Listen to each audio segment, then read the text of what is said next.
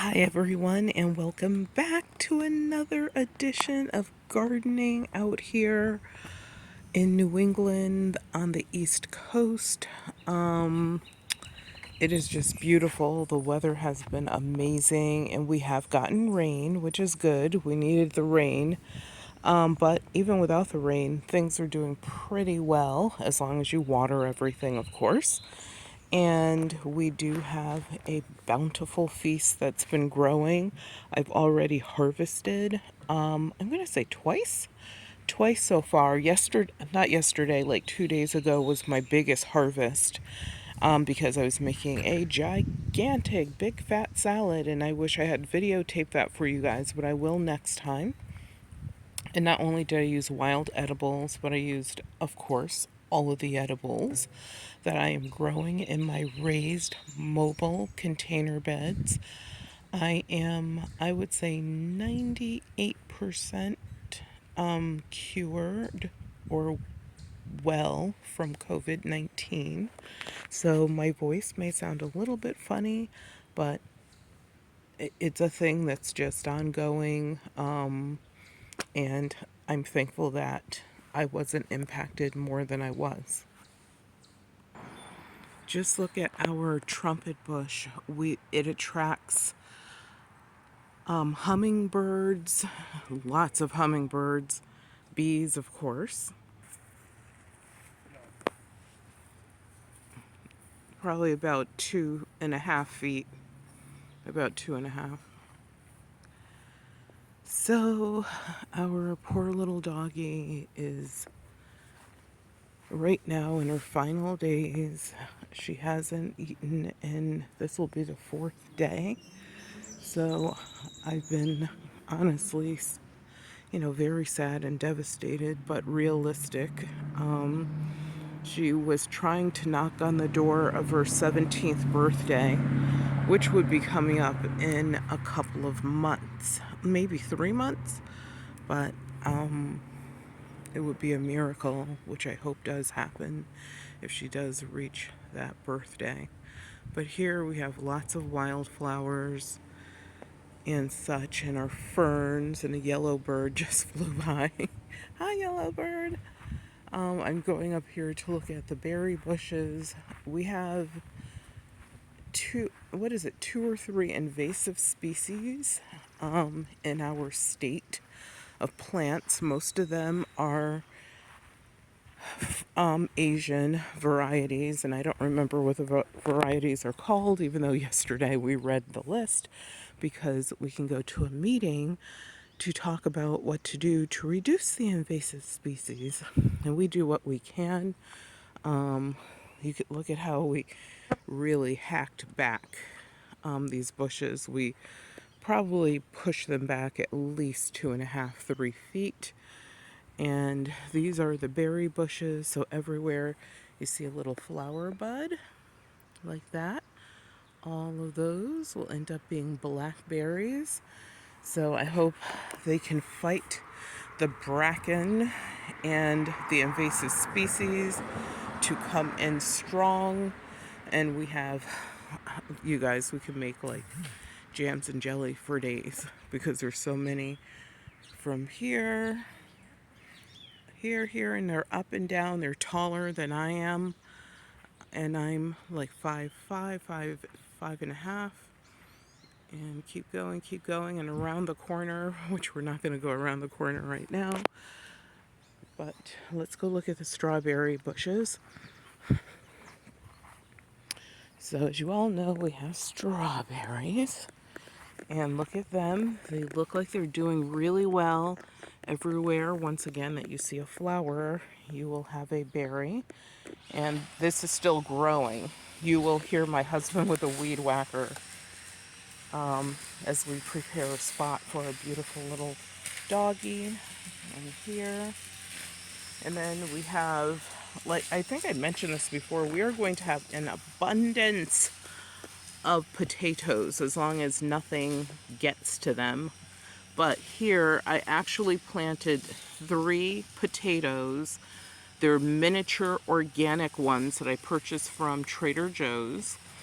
And out of the 3 potatoes, I have one, I don't know if you can see my hands, but I have 1, 2, 3, 4, 5, 6, 7 plants in this one area out of 3 tiny baby organic potatoes.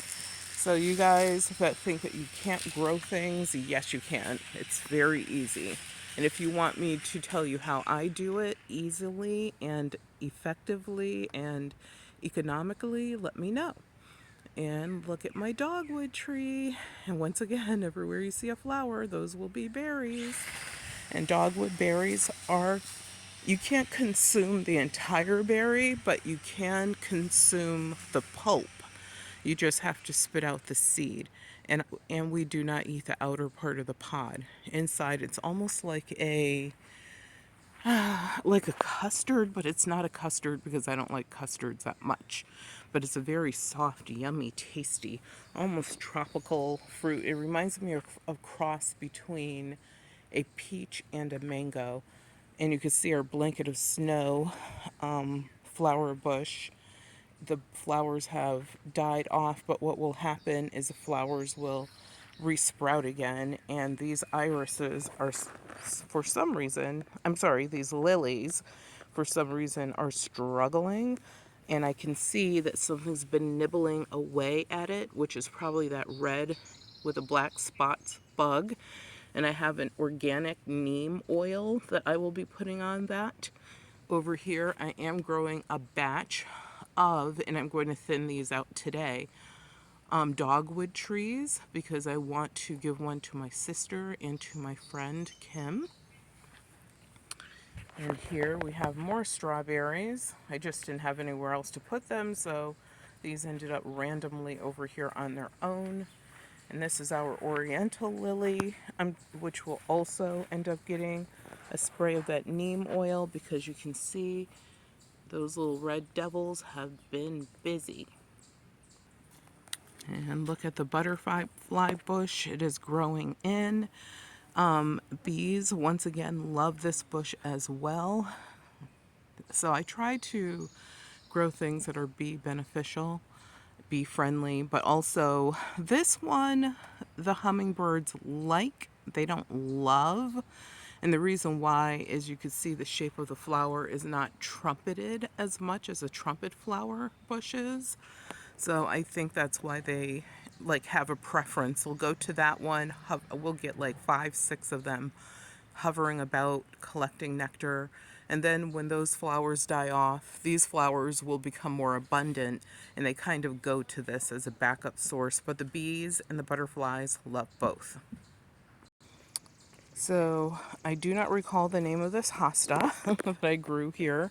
I had it came just as one big bulb and it is doing really well. I have a feeling, I mean, we live in New England where we get snow, ice, freezing temperatures far below 0. So I don't know why it's doing so well in this climate, but I kind of felt like it had a tropical vibe to it, but maybe not. Because hello, look at it, it's growing like a bush.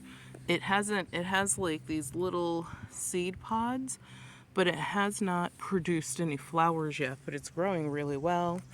Our giant hosta, as I tell this story over and over again, we used to grow this on the side of our house.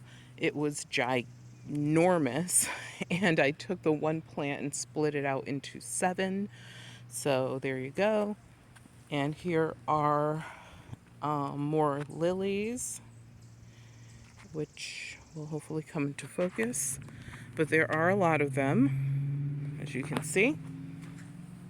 And then over here, I have to be honest, I don't remember what flower this is that I grew, but it is coming up in this like ivory color with a yellow tinge. And let's go over this way. And one question that I did get is about our lawn. Someone wanted to know, like, what do we do to maintain it, etc. And actually there were 2 questions. Someone wanted to know, like, why I guess it looked the way it did, and they were not being negative about it. They were actually being very nice and honest and positive. We do natural landscaping, so unlike which next door to us, way over there, there's a chemically treated lawn. We do not treat with chemicals. One, we have groundwater, well water, so to me, I'm not sure why anyone would choose to absorb chemicals into their bodies, but some people do on purpose, and they're okay with that, and that's their choice.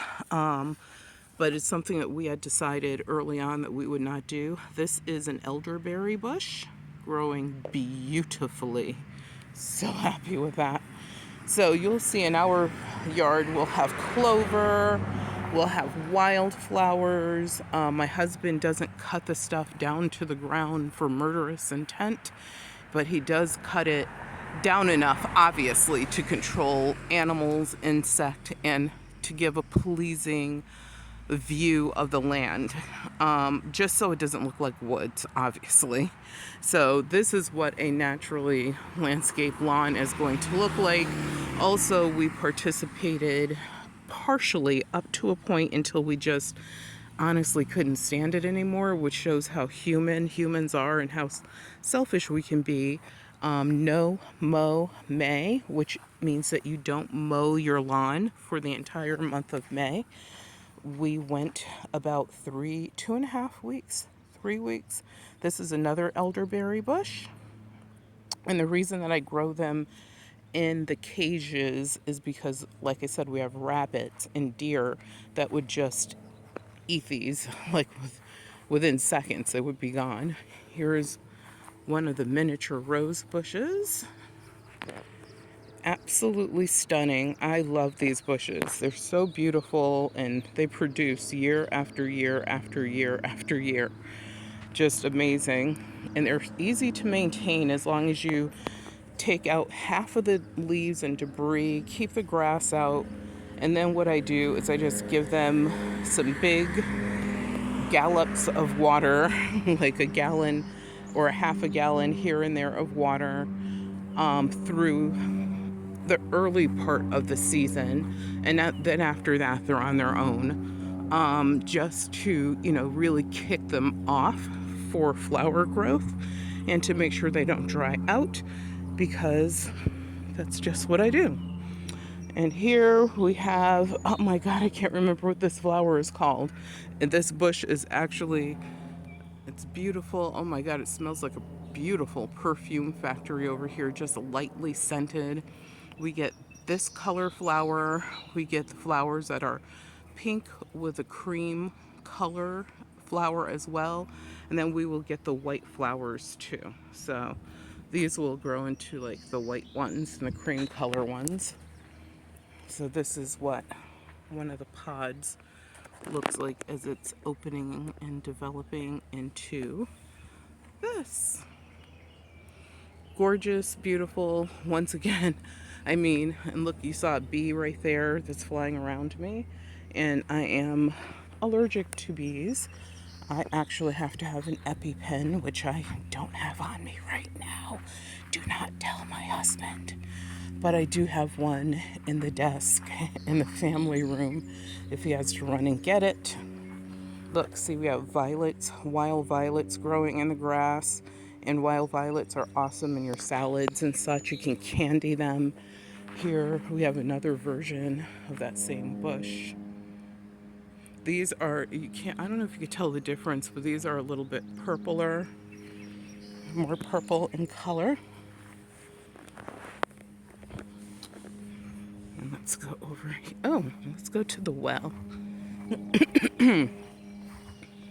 This well, we actually set up this decorative tribute to our other dog, Velvet, who this channel is named after, actually. And those that are looking at us on One Meal a Day Modified, we have another channel, the Velvet Lounge Life, and we also have One Meal a Day Modified, which is basically a family channel where we go on hikes and do different things, travel, etc. But here we have the lavender. Here we have some that's starting to come out. and show flowers at the top. Here is a purple bearded iris that's been open for about a week now. It's the first one that opened. I love these flowers. I don't know what it is. They're so beautiful. That one's not open, obviously. And we have tons of them. Like, when I say hundreds, I mean, you guys, we have hundreds of them. Oh, here's a baby bit of lavender that's growing. And I saw another baby bit somewhere. I have to see where that is. See how it's doing.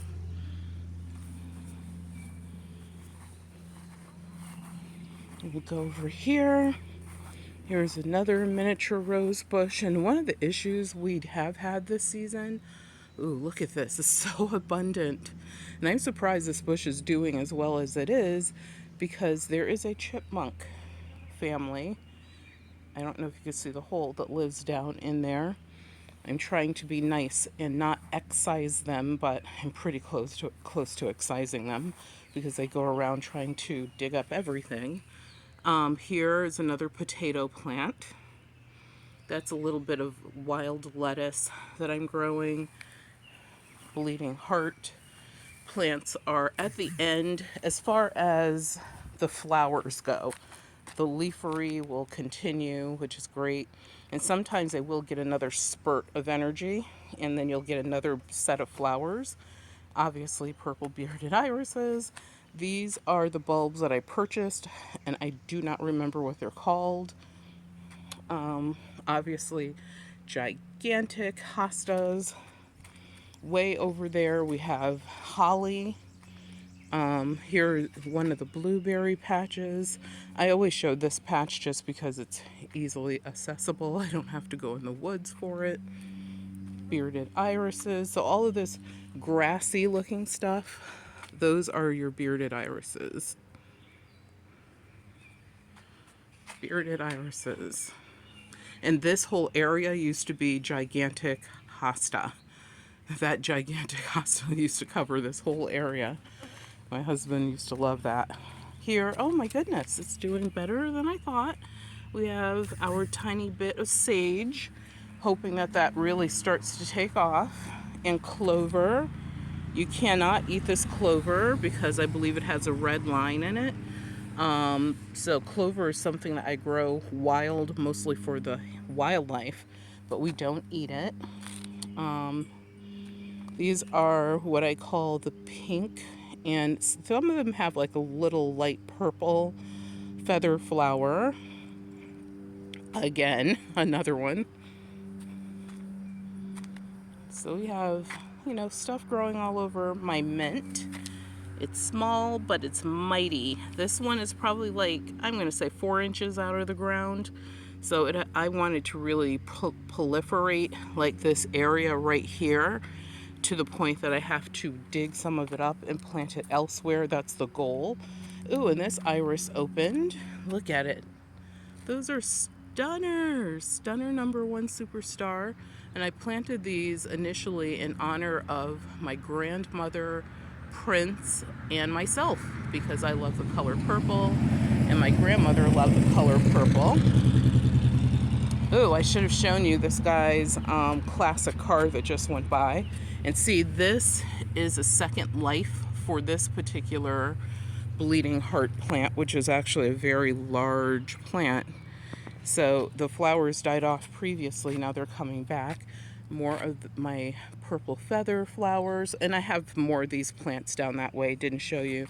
And actually that's a pink one, and this one with a darker flower bud will come out like a very light purple. And guess what, you guys? More potatoes. 1, 2, 3, and there's a little one under there, 4. And here I put a sign.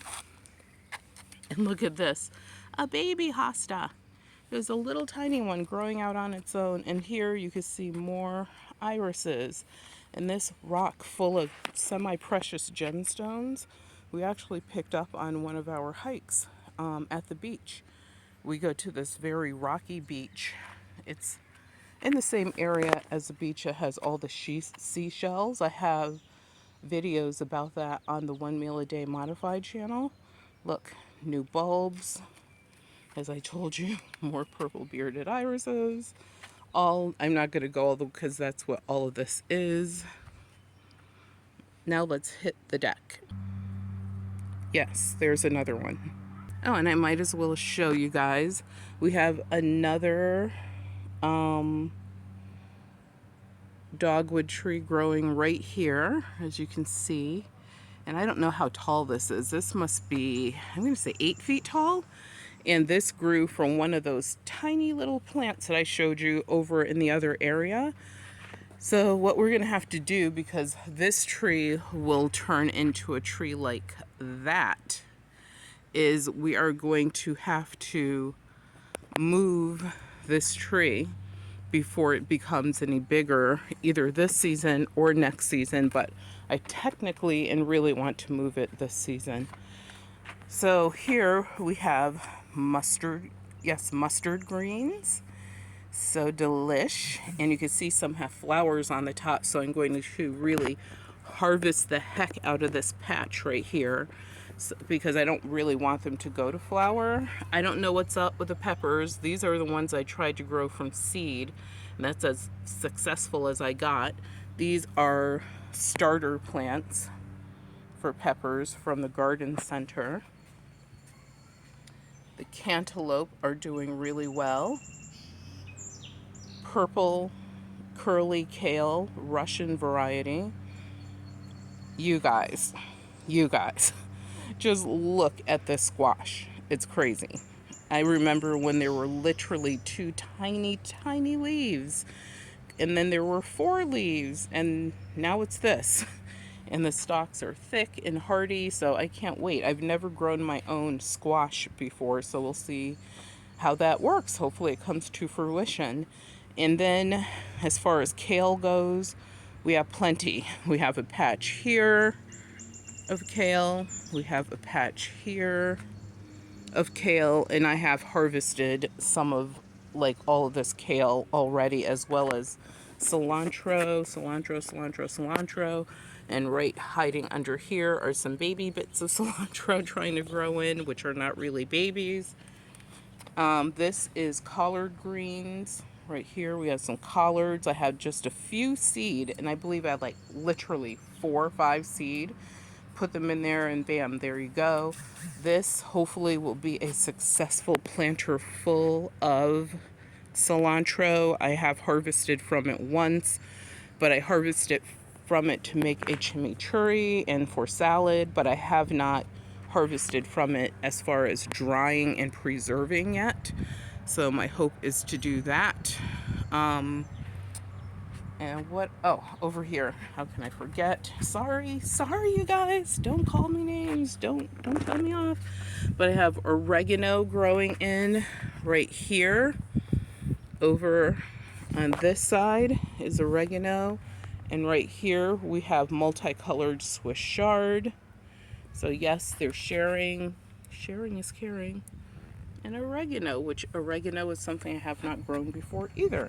And then in here I have multicolored Swiss chard, which I really harvested the heck out of. You can do that with Swiss chard. All you do is pinch off the bigger leaves, leave the smaller leaves, and this will regenerate. Here in zone 6A, it will keep regenerating up until like October, even early November. So never pull the whole plant out, and when you're like snipping the bits that you want to harvest, just like do a quick snip. Don't overhandle the plant, and it will keep on giving back to you, just like the mustard greens will do the same thing. And here, of course, more kale, arugula, 2 different strains. One here. Can you see that? Am I in frame? It's so sunny, it's hard to tell. Like when it, oh, there it is. And then here is the other variety. And over here, not the most exciting growing going on over here, but I do have some, yes, you guys, more kale. And this kale, the other kale that you saw, I grew from starter plants. I forgot to tell you that. This I grew from seed, starting like, I don't know, 3 weeks ago, and I can't believe that this is how big it's gotten. I really thought it would be much bigger than that by now, and I think I see a little slug slime on it. See that white line? I believe that's from the slugs, which I normally don't even see, so it's kind of weird for them to be in a container and get that.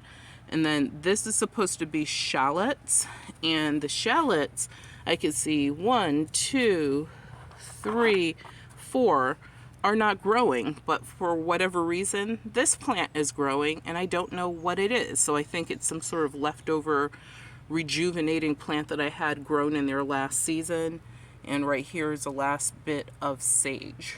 Sage is definitely not being very nice to me right now. I don't know why. I didn't do anything to it. It should be growing abundantly and happily, and it's just not, regardless of what I do. I was going to ring the chimes for you guys, but I'm too far away. Let me get my stick. And when you're gardening, it's always good to have a good stick around.